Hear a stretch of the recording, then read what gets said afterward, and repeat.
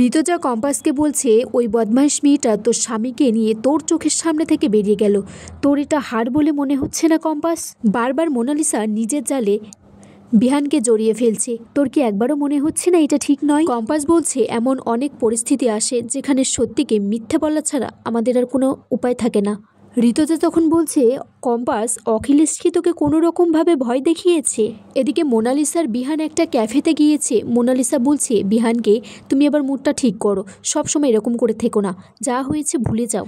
কাকিমণি বিহানকে phone করে বলছে, আজ তো কম্পাসের জন্মদিন, বাড়ি চলে আয়। তখন বিহান বলছে, সরি কাকিমণি, কম্পাসের জন্মদিনে আমি থাকতে পারবো না। এদিকে মাহি একটা রেকর্ডিং করে মোনালিসার ফোনে পাঠিয়েছে, বলছে, আজ কম্পাসের বার্থডে, তুমি কিন্তু ছোটদা ভাইকে কিছুতেই ছাড়বে না, যেভাবেই হোক আটকে রাখবে আজকে।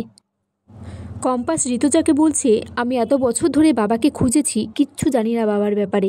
অখিলেশ স্যার আমাকে বলেছেন যে কম্পাস বাবার কাছে আমাকে পৌঁছে দেবে। মুক্তি দরজার আড়াল থেকে সবটা শোনার চেষ্টা করছে, কিন্তু সে কিছুই শুনতে পাচ্ছে না। কম্পাস ঋতুজাকে বলছে, আমি একবারও তোমার কথা ভাবলাম না, বিহান স্যারের কথা ভাবলাম না।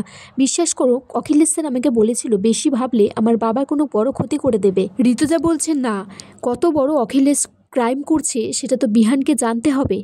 তারপর ঋতুজা আর কম্পাস দুজনকে ধরে খুব কান্নাকাটি করতে লাগে। বিহান তখন উঠে বাড়ি যেতে যাবে, তখন মোনালিসা নাটক করে বলছে, বিহান একটু বসো না আমার কাছে, আমার শরীরটা খুব খারাপ লাগছে। ঋতুজা কম্পাসের চোখটা ধরে বাইরে নিয়ে এসে দেখে কম্পাসের জন্য বার্থডের জন্য অনেক কিছু আয়োজন করেছে। বলছে, এবার ফটাফট কেকটা কেটে নে। বলছে, তোর কাকিমণি আর বড়জা মিলে কেকটা বানিয়েছে। কাকিমণি বলছে, কী রে, কী মনে করেছিলি আমরা জন্মদিনটা ভুলে যাব? এটা অনেক দিনের প্ল্যানিং, ভেবে রেখেছিলাম তোকে জন্মদিনে সারপ্রাইজ দেব। ঋতুজা তখন বলছে, কী রে, বিহানকে ফোন করিসনি তোরা? কম্পাস বলছে, আসবে না, গার্লফ্রেন্ডকে নিয়ে ঘুরতে বেরিয়েছে। কম্পাস তারপর কেকটা কেটে সবাইকে খাইয়ে দিচ্ছে।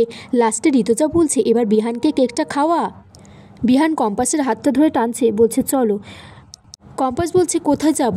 মাহি মোনালিসাকে ফোন করে বলছে যে ছোটদা ভাই কম্পাসকে নিয়ে বেরোলো, হয়তো আবার পাশ থেকে মুক্তিমাসি বলছে হয়তো লং ড্রাইভে যাবে।